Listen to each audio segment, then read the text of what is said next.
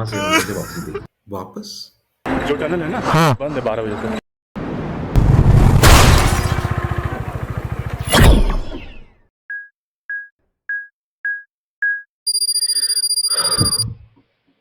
Finally आज time निकाला अपने लद्दाख सीरीज एपिसोड 1 की रिकॉर्डिंग के लिए। सो मेरा नाम Anubhav Mukherjee. Welcome back to my channel vendor on wheels. उफ वाओ, आज 23 मार्च 2025 की शाम को मैं बैठा हूँ रिकॉर्डिंग करने के लिए। सो आज मैं आपसे शेयर करूंगा मेरे लद्दाख सीरीज का पहला एपिसोड। ये एपिसोड के पीछे की कहानी और पीछे जाके कि ये सोलो राइड की। सो बेसिकली मैंने सबसे पहले लेह लद्दाख में ग्रुप राइड किया था साइकिल से। ये था 2019 में। 10 राइडर थे और 10 दिन का टाइम था। राइड हो गई बहुत अच्छे से, सिवाय एक चीज के, मेरा हाथ टूट गया आखिरी में। और वहाँ पे कोई हॉस्पिटल तो है नहीं, तो दिल्ली में आके देहरादून में आके सॉरी अपना हाथ का फ्रैक्चर ठीक करवाया। उसके बाद मैंने खरीदी नई बाइक। नई बाइक से मैंने स्टार्ट करी सोलो राइड्स। तो पहली राइड तो हुई जोधपुर में अपनी बाइक के साथ, फिर उसके बाद सोलो मुंशियारी,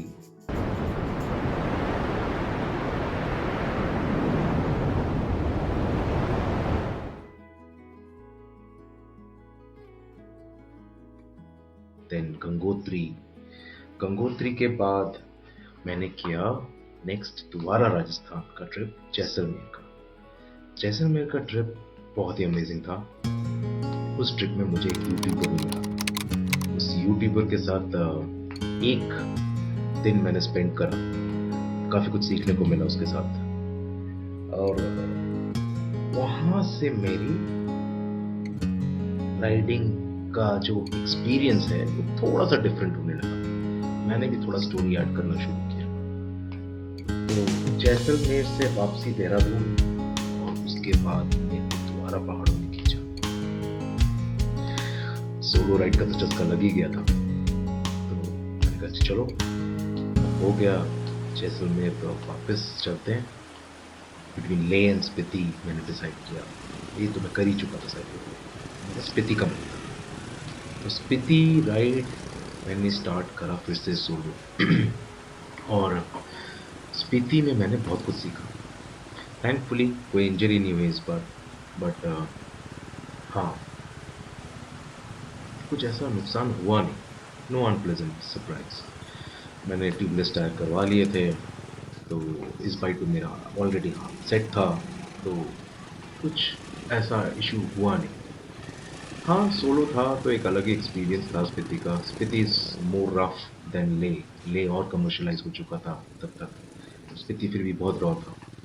तो एनीवे स्पीति में बहुत कुछ सीखने को मिला। उसके बाद तो मेरा एक्सपीरियंस और अच्छा हो गया सोलो राइड का।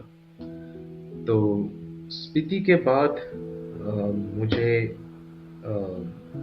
एक छोटा सा ब्रेक लेने के बाद, क्योंकि वो राइड बहुत ही लंबी थी।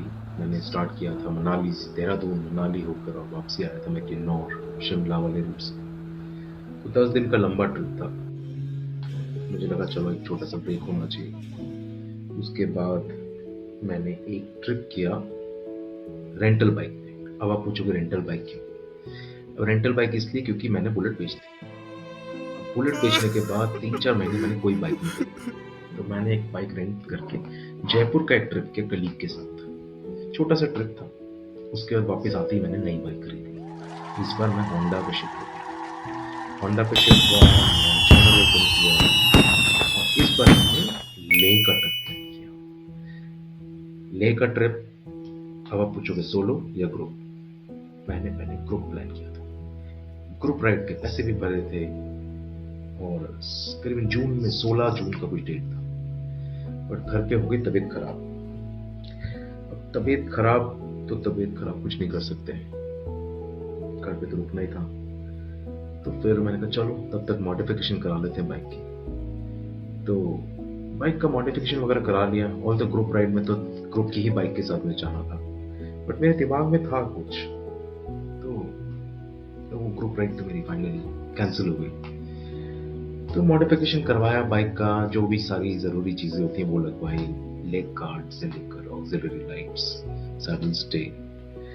ऑक्सिलरी लाइट्स की ज़रूरत पड़ती है आपको, रात की अगर राइड हो तो आपको एडिशनल लाइट चाहिए, तो वो हुआ। उसके बाद मोस्ट इम्पॉर्टेंट आपके राइडिंग गियर्स।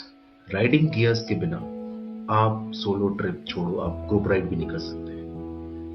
तो मैंने सबसे पहले लिए अपने राइडिंग शूज। राइडिंग शूज इतने इम्पोर्टेंट होंगे मुझे पता नहीं था, बट वो मुझे राइड के बाद पता चला, क्योंकि मेरा एक छोटा सा एक्सीडेंट हुआ था। मैं बाइक से गिरा था और मेरा पैर फंस गया था बाइक में, और इन जूतों ने मुझे बचाया। So thanks to that decision. खैर, राइडिंग शूज के बाद कैंपिंग का सामान, ये सारी चीजें धीरे धीरे मैंने जोड़नी शुरू करी। 2 में टेंट था मेरे पास ऑलरेडी, एक टूल किट खरीदा नया, एक पंप खरीदा नया, और sleeping bag, butane gas stove, ये सारी चीजें मैंने जोड़ी। ये सब जोड़ते जोड़ते इतना सारा सामान हो गया कि समझ में नहीं आ रहा था कि एक बैग में आएगा नहीं आएगा। तो मेरे दिमाग में फर्स्ट डे तक क्वेश्चन था कि मैं व्हाइट टेरा का बैग लूं, एक अलग से सैडल बैग खरीदूं, या राइनॉक्स का बैग खरीदूं। वो दिमाग में क्वेश्चन पेंडिंग रह गया। खैर, जब धीरे धीरे सामान जोड़ते जोड़ते मेरा राइडिंग का पहला दिन आ गया, तो वो था 5 जुलाई, दैट वाज अ फ्राइडे। बड़ा टेंशन में था मैं। सारा दिन ऑफिस करने के बाद शाम को जैसे ही मैं निकला, टेंशन तो थी ऑलरेडी, घर वालों से अलग होके अकेले राइड करना। हर बार जब भी मैं निकलता हूँ, घर वालों को घर पे छोड़कर अकेले जाना, पता नहीं एक अजीब सा होम सिकनेस होती है उस टाइम पे।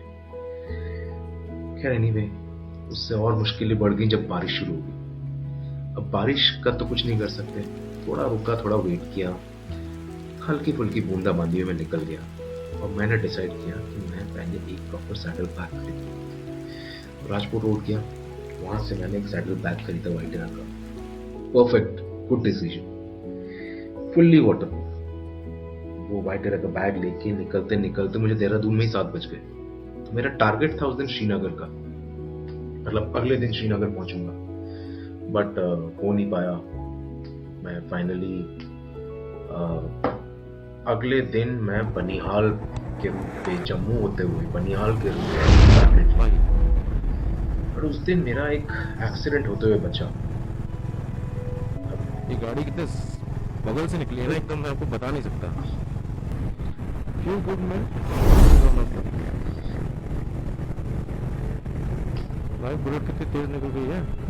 मैं 70 पे चला रहा हूँ, तो उनने कम से कम 80 पे गया होगा यहाँ से। बनिहाल पहुंचने के बाद सबसे बड़ा प्रॉब्लम शुरू हुआ सिक्योरिटी का। शाम के टाइम तो उन्होंने हमें टनल में घुसने नहीं दिया। अगले दिन सुबह सुबह 8 बजे उठा, और फिर जैसे जैसे पुलिस ने, जैसे आर्मी ने, कभी पुलिस ने, कभी इधर उधर डाइवर्ट करते करते जैसे तैसे करके मैं उस पॉइंट पे पहुंचा जहां पे मुझे आर्मी ने दोबारा रोका। पता नहीं क्या प्रॉब्लम थी उसने।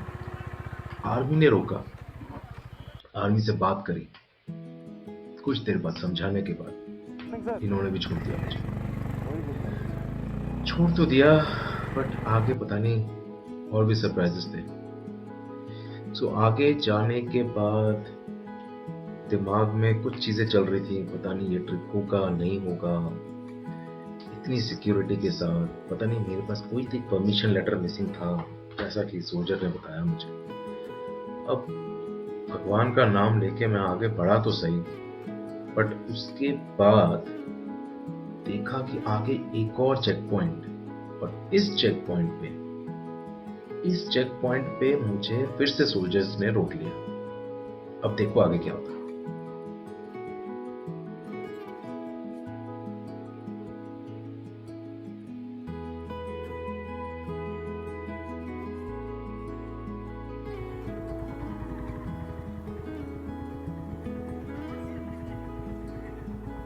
सर एग्जिट किधर से करेंगे? वापस?